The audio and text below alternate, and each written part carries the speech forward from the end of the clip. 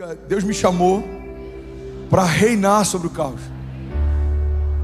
Sabe, tem uma frase de Alexandre o Grande, o maior conquistador que já existiu, que ele diz algo que eu acho interessante, porque basicamente é esse princípio que governa a igreja. Ele diz o seguinte: eu não tenho medo de um exército de leões liderados por uma ovelha, mas eu tenho medo de um exército de ovelhas lideradas por um leão.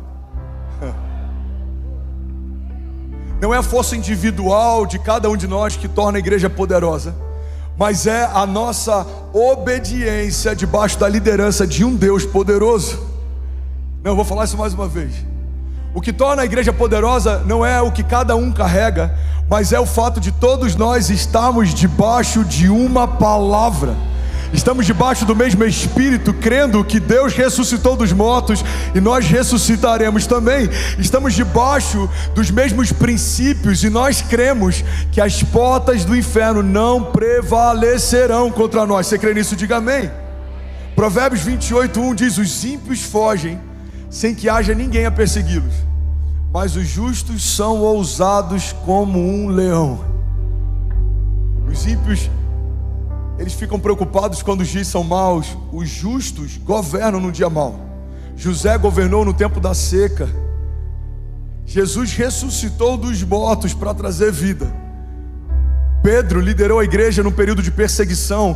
Paulo escreveu a maior parte do Novo Testamento enquanto estava preso. Irmão, olha para mim, guarda isso em nome de Jesus. Tempos de caos são um cenário perfeito para a igreja governar. É quando o mundo não tem respostas que eles vão buscar na igreja a resposta que a gente carrega. É quando o mundo não sabe para onde ir que eles vão buscar na igreja as direções e uma palavra profética. Você sabia que durante a pandemia, só nos primeiros meses, na América aumentou a procura por missas em cultos em 30%. Eu não sei se você percebeu, mas as igrejas elas estão superlotando depois da pandemia. Porque quando toda a nossa base de segurança natural é removida, muita gente despertou e relembrou que existe só uma esperança que é inabalável. Nós carregamos a única mensagem capaz de ressuscitar mortos, promessas e sonhos. Levanta suas mãos e recebe isso em nome de Jesus. Nós carregamos a única palavra capaz de liberar destinos.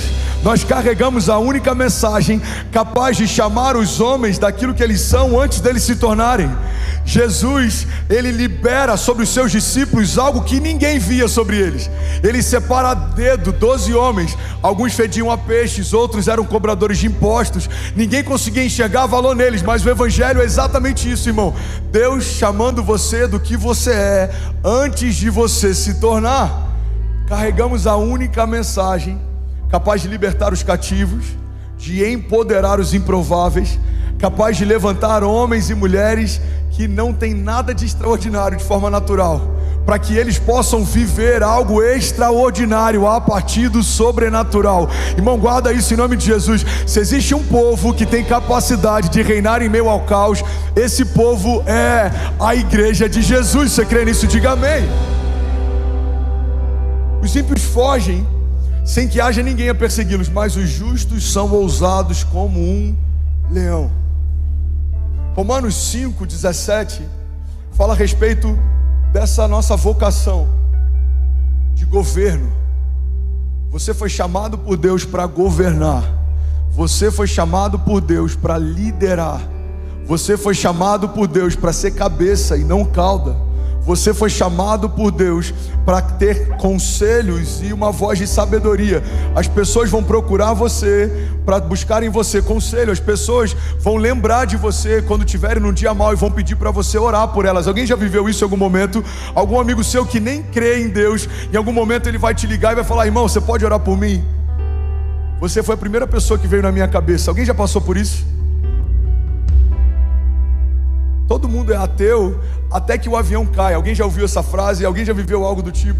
Eu lembro de um voo que eu estava, que parece que era um raio que bateu no avião. Não sei o que aconteceu, só sei que deu um clarão. E tinha um cara na minha frente que era gigante. Ele era muito marrento. Eu lembro que isso me chamou atenção. Quando eu entrei no voo, passei por ele, ele tinha um semblante fechado. Mas quando aquele clarão bateu do lado da nossa janela, ele virou uma manteiga. Pensa num cara quebrantado. Pensa alguém que estava aberto para um apelo ali para Jesus. Quando as nossas bases naturais são removidas, a gente se lembra que de fato a única base inabalável é a certeza de que se Deus é por nós, quem será contra nós? Agindo Deus em nosso favor, quem impedirá o seu agir? Romanos 5,17 fala o seguinte: porque se pela ofensa de um só a morte reinou por esse, muito mais os que recebem a abundância da graça e o dom da justiça, eles reinarão em vida por um só, a saber, Jesus Cristo. Sabe, reinar, irmão, significa estabelecer governo. Reinar significa estabelecer papel de governo. A palavra príncipe, quando a gente vai para o original, príncipe significa aqueles que vão à frente.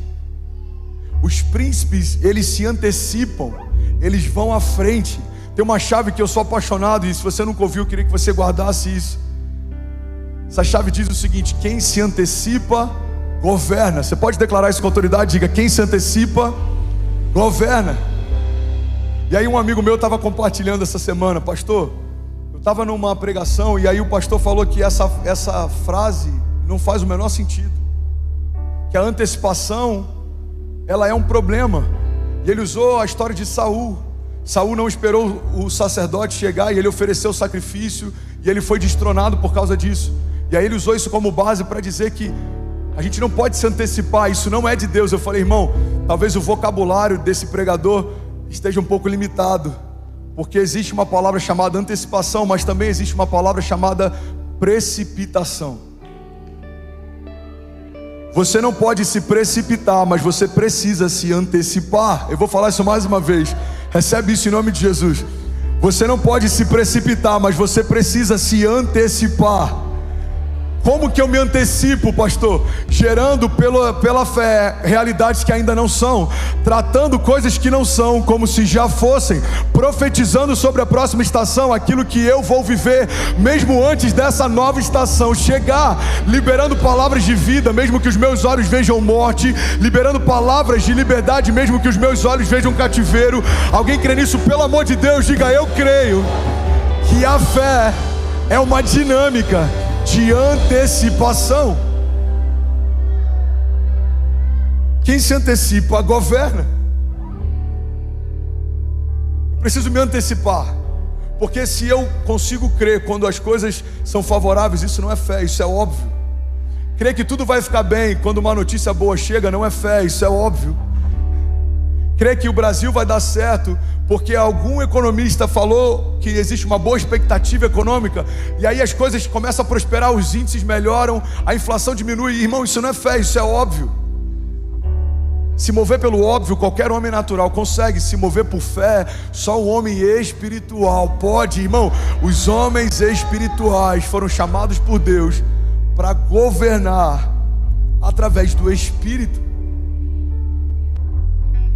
Não nos movemos mais por aquilo que vemos, mas por aquilo que cremos. Os meus olhos não são mais o Senhor da minha história.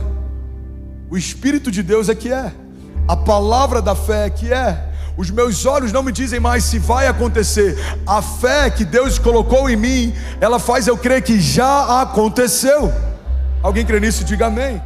E aí, tudo bem? Você acabou agora de assistir um vídeo. Se você ainda não está inscrito, já se inscreve também no nosso canal, ativa esse sininho aqui embaixo de notificação, e toda vez que eu fizer uma live ou estiver transmitindo uma mensagem ao vivo, você vai ser um dos primeiros a saber. Mas eu deixei mais 2 indicações aqui que eu espero que façam muito sentido para você. Então já aproveita e clica para assistir a próxima mensagem, beleza? Seja bem-vindo ao time de incendiários, e eu espero de verdade que essas mensagens mudem a sua vida como elas têm mudado a minha também. Até a próxima. Valeu!